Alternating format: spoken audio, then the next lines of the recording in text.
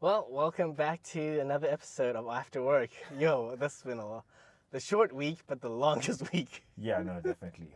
Yeah. For sure. Yeah, yeah. Yo, man, you actually did some really solid entrepreneurship ventures. I just hustled in uni. I literally found random stuff and sold random stuff. Like, I found a penis teacup set and sold it on a student platform. And I also made arts and crafts, like this origami, folded dragon Oh, egg okay. thing. And I also sold that. So I think that was a little bit better. So the penis teacup set, I sold it for about 400 rand. I think I undersold it actually. I think it definitely called for more.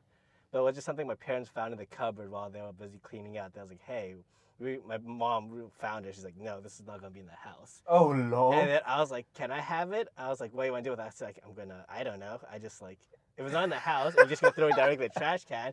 I might as well make some money off of it. I don't even know how my parents got it. Not what are you gonna do with it though? That's a tough question. Yeah, so I got it. I literally went back to uni and I just sold it off. Yo, man, the amount of comments I got from friends saying, Lee, what the hell are you doing with that teacup set? Yeah, but then the next adventure I did with the origami was actually as a fundraiser for one of my gymnastics um, competitions. It wasn't for me, but it was for Oh, okay. guys less fortunate. So I made about 2,000 rand, so I could at least sponsor one Dude, that's person to actually join. crazy. Yeah, I sold those origamis for how much I sold? I think it was bad with price. I sold for 10 rand, and it took me about 4 hours to make one. Oh, snap. Yeah, and I spent literally my whole summer vacation just folding and just making all the origami stuff to sell. I mean, I guess as long as it serves its purpose. Like sales is also a very difficult thing. Yeah, I think I sold most of it, and I made 2,000 bucks. I think I want to just get more to 3,000. I just don't think my marketing was good enough. I just wasn't like blasting them selling enough. But at least all my friends around me bought.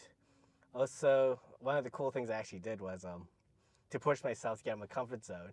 I actually dyed my hair green. I'm not sure you remembered that. I think I might.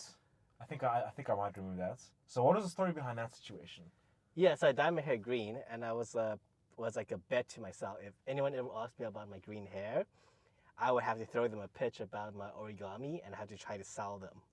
Oh, snap. That's Yeah, actually really yeah. So that was you're kind actually of really serious about this. Yeah, yeah. So wait, did you see me with green hair? I think I moved out of Riz then.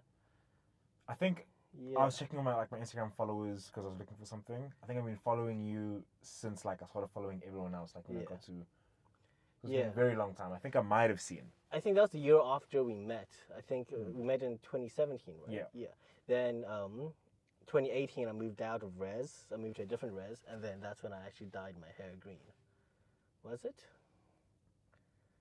I think so. Yeah. Yeah, but basically I dyed it green just so anyone ever asked me why's your hair green? I was like, oh well, I sell origami, and it literally just pivots away from my hair.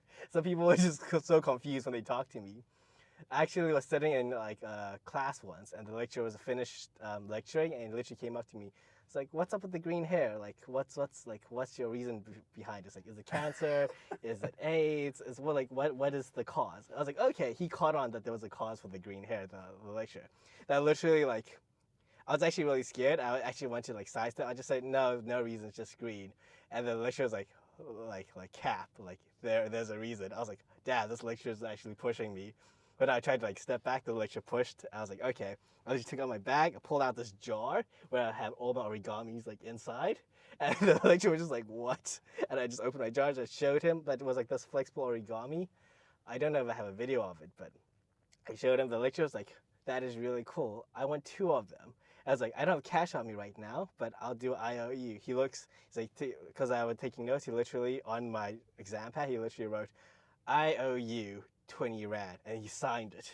And he took 2 of my origami and left. Oh, snap. That's actually, maybe that is a really good, would that be considered guerrilla marketing type vibe, eh? What's guerrilla marketing? I think it's when people are I wouldn't say extreme, but you can't miss it.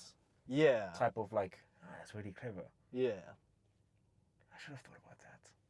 that's kind of what I did to sell my origami. Just made $2,000 in the end. Was happy with it. Managed to sponsor someone to actually go. Actually, what ended up happening, the chair of the committee, the gymnastic committee, actually took that 2,000 rand, split it 1,000 rand, so he could actually get two people to go. So he split the money. I think he pulled money from some other balances to get two people to go, to come join the competition. So I was pretty proud of that. Yeah. You didn't do that. I literally like, that's wow. I had no idea. Like, Yeah. so you're like, wow. But but I was never able I had no to. idea. Yeah, but I was never able to like sustain it and keep it going. Like my entrepreneurship ventures are always like project based. It always has a start. It always had an end. But yours is still up and running. Do you want to chat about your little? Yeah, up and running. Yeah, we can say up and running. I'm It just is up and gonna running. put like the link here, or even like a screen here, just so people who's watching. This is gonna be editing work for me later. Yeah, shame, man. So my thing, obviously, you know, Vivid. Yeah. So I Maybe tell the audience what Vivid is about. So yeah. Vivid is a modern type, very minimalistic streetwear brand that I created when I was in my, technically registered the company in my honors year, but sold my first item in my third year. I actually used to have this issue where I'd walk into shops and I wouldn't really. I found that more often than not, I'm buying an item that I think is the best item in the shop, but it might not be the item that I like. I see. So Okay.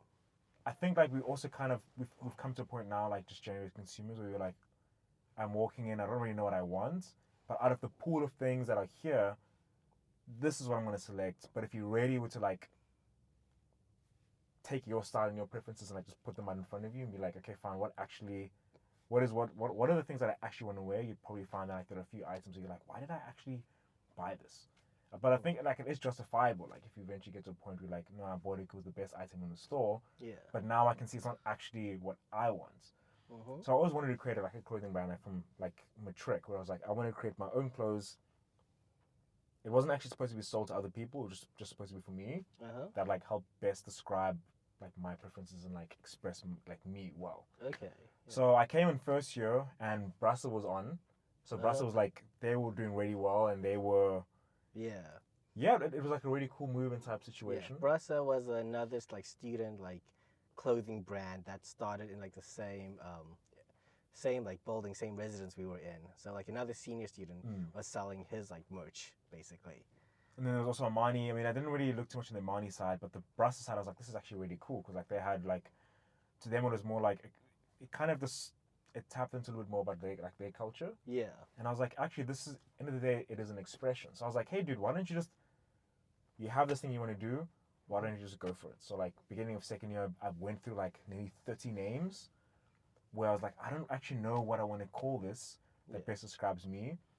So the only reason why I landed on Vivid is because it's like a weird explanation, but like I could always see the brand in my head. I could see it vividly in my head, but I just couldn't see a name. But I had a good idea of what I wanted to wear. Yeah. So I was like, dude, why don't you just use Vivid? Because it is a Vivid vision. So I was like, hey, let's just try Vivid. So I put it on some mock-ups and it worked. And then I took like the whole of 2018 just saving up money, like tech money or like pocket money, whatever mom gives me. And I just saved up till I got to like 5,000 or so. And then I started like the sampling process. And the sampling lasted an entire year. Me trying different suppliers and some people were like really bad. And some people were good, but like it kind of outpriced. And then my friends were like, hey dude, we actually think this is really cool. Could I also have some? And I was like, it wasn't actually the point of this. Yeah. But people want to buy, so why not just open it up to people as well? So then by 2019, I found the supplier that I wanted to use after a full year of just wasting cash on some people. Yeah. And then, I eventually was able to have my first launch. It didn't go according to plan. The first market I went to, I didn't sell a single item. So that was tough. But within like a few weeks, my entire stock sold out from me just selling genuine rares and people on campus and stuff. So it ended up like all being sold out one way or another. Yeah. It just didn't happen at that market. That's when I realized that people are actually a bit interested in this. And then, I tried to just do a little bit more for the following year. That's when I was like, hey, let's actually register this as a company. So I was actually texting some guy in class during honors. And we were like sorting out the registration stuff. And there was definitely another time. There was a better time I could have been doing that stuff. Yeah. But yeah, something that's like an urge, and I was like, hey, let's just register. Let's just Yeah. go for it. What would you say you're like the hardest thing about doing Vivid was? So the hardest thing about Vivid is, I'd probably say, the hardest thing is trying to find a supplier that you know you can trust and can actually create what you're asking them to create. So my clothing is very simple, but you'll see it's very, very simple, but you'll be shocked at how some people just, like, the text will come back and it's skew, wouldn't be the right size, and sometimes you just be wondering, like, what on earth is going on. So the sampling and getting the right people on board who can give you like good pricing and everything, that's a bit difficult. Because some people kind of want some loyalty and like want to know, okay, fine, how many orders we're going to be pushing. Yeah. But I would also say the marketing aspect was a bit difficult because sales is just tough. It's difficult. Like if I were to think about like Vivid for me, like I could justify for myself, like I wanted to wear those clothes. Yeah. But how do I go to someone else and say, these are the clothes you want to wear?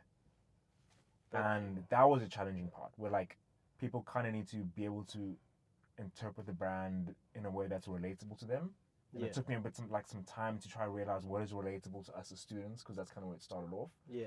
And how would they like to see it? How do they like to perceive it? Do people like seeing things as a movement, or do people like seeing things simplistic? Do people like knowing who's behind the actual brand, or do people like mystery? So all like figuring out all that stuff like by myself was a bit challenging. So what was the answers? Like, was it a movement you were going for?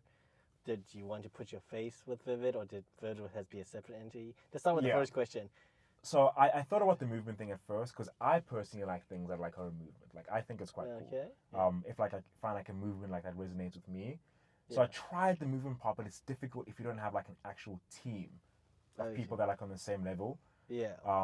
So I was like, okay, fine, you know what? Let's actually just have this as a mysterious brand. No one knows who runs this brand. No one knows who owns it. But it's just here, and we just see people wearing this clothing, and we want some. So I went to the more mysterious side as well, because I also like mysterious things. Yeah. I like just being like, wow, who actually runs? Is it like a person? Is this a business? Is this like what is this? Like, why does this exist? Yeah. Type thing. Like, what is the purpose? So I think that answers the first question. Yeah. And the second one as well, like whether you wanted to be a separate entity or you wanted your face to be like. I was nervous about my face being on it, because I was like, what happens if someone just doesn't like you? And now they just don't want anything to do with your brand, like they slander you and all that. Because actually, some very interesting stuff used to happen in Meta. So it's like, I'd rather have people resonate with the brand because they like the brand, as opposed to like because Kensy's with the brand. I see, yeah. So that was like some stuff that I wrestled with over like 2 years. Okay. In the beginning. Yeah. So yeah. So what's the future with Vivid? So my goal for Vivid was actually like in the beginning, it was just supposed to be for me. Eventually, I decided, you know what, actually people like it. So I had a second launch, like a second product launch. Okay. So my first line were called like retros. Those are just like your minimalistic hoodies. The second launch was supposed to launch during the year of the Olympics. And then it was going to be called, it's going to have Vivid Nation. Well, it does have Vivid Nation in English, and then Vivid Nation in Japanese. Yeah. In katakana text, if I'm not mistaken. So the reason for that is obviously because the Olympics were in Japan. Yeah. The Olympics that year were in Japan, but I, as a single like person who was running it, I couldn't really keep up with the demands of the company. So I ended up launching like a year later. But I didn't want to waste the design because I already sampled it. Yeah. But you also can't use like Olympics and stuff in your marketing because you'll get sued like crazy. Yeah. Like the Olympics, like, so I just said like, on the website, I'm like, though this is to like, commemorate the year of the great event that happened and whatever. Yeah. So you can't even use specific words that don't even have anything to do with the Olympics. Like you can't even say the games. So it's a good thing you actually launched a year later. So it actually can't really be linked to the Olympics. Got out of the way. I literally went to the Olympic thing and I read all the different words you can't use. Wow. Because apparently they are like insane about like suing people. Like they are crazy about it. So that was. So I thought, okay, fine, maybe I can continue this. Then I started working, honors and everything. But the honors launch went great. That was excellent. Can I ask, did you ever made enough money where you thought maybe hiring someone on to assist you? So I thought about it, but more from like a brand ambassador perspective. And I was like, I'm pretty sure there can be enough money here to be able to sustain people. Obviously, like on a sales basis. But what about the admin basis? Isn't that what you were struggling with? So the admin, I think the issues are like it's like a lot of creative direction, I see. and I wasn't sure. There was one guy that wanted to jump on board. Like he was actually very keen. Mm-hmm. And I wasn't, and I thought maybe he might be in the same like situation, like same vibe. And I was like, I don't want to have to go back and forth with this person about what my creative direction is. Yeah. So I'd rather just keep it with me. So I ended up just skipping out on that. Yeah. But I think the long-term goal for me for Vivid, like I got to a point was like I would be happy, like if we could build the brand to be like I think it's called like SPCC, like it's another brand that's like SPCC or something like that. But I think they're selling in Markhams and all that stuff now. I don't know them. Yeah. So I would have wanted the brand to get to a point where it has enough backing for like a major retailer or whatever to want to take it over as like a division within their brand. Okay. And I wouldn't mind selling all the rights over to them.